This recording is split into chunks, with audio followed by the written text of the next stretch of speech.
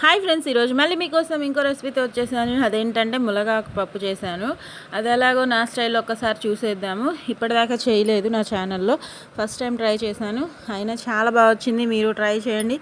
చేసిన తర్వాత ఎలా వచ్చిందో కామెంట్స్లో పెట్టండి. నా వీడియో నచ్చితే లైక్ చేయండి.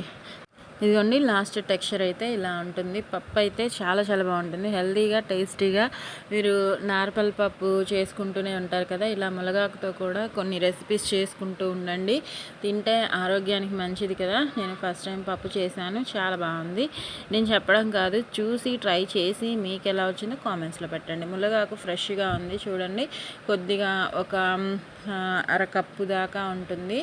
ఇదిగోండి, మనకి ములగాకుని తీసుకొని పప్పు మాత్రం హాఫ్ గ్లాస్ వేస్తున్నాను. మా ఇంట్లో మా ముగ్గురు కోసము హాఫ్ గ్లాసు వేసుకుంటున్నాను.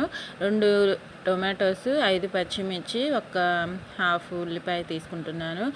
పప్పు, పచ్చిమిర్చి, టొమాటో అన్నీ కడిగి వాష్ చేసుకొని కట్ చేసేసుకొని ములగాకు కూడా వేసుకొని ఒక హాఫ్ స్పూన్ దాకా పసుపు కూడా వేసుకుంటున్నాను.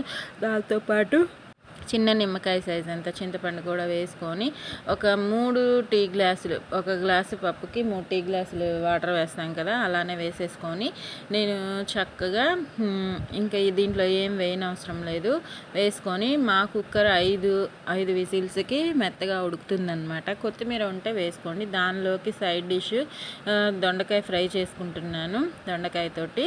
అది కూడా రెడీ అయిపోతుంది, చూసేద్దాము. ఇదిగోండి, పప్పు 5 విజిల్స్ వచ్చేసిన తర్వాత లిడ్ తీసేసుకొని తాలింపుకి పెట్టేసుకున్నాను లో ఫ్లేమ్లో. ఒక హాఫ్ బద్ద ఉల్లిపాయని కట్ చేసేసుకొని, ఇదిగోండి పప్పు అయితే ఇలా ఉడికింది. చక్కగా ఉప్పు తగినంత వేసుకొని రుబ్బేసుకుందాము. ఈలోపు తాలింపు కూడా రెడీ అయిపోతుంది. వెల్లుల్లి, ఉల్లి, ఆవాలు, జీలకర్ర మాత్రమే వేస్తాను, తాలింపు గింజలు వేసుకోను. ఉప్పు వేసుకొని చక్కగా రుబ్బేసుకుందాము. రుబ్బుకున్న పప్పులో మనం రెడీ చేసి పెట్టుకున్న తాలింపును కూడా వేసేసుకుందాము. ఇంకా మనకి పప్పు కానీ చారు కానీ తాలింపే హైలైట్ అనమాట కదా, మీ అందరికీ తెలుసు కదా. ఇలా దోరగా ఫ్రై అయిన తర్వాత దాంట్లో మిక్స్ చేసుకుంటే రెడీ అయిపోయినట్టే. Bye friends.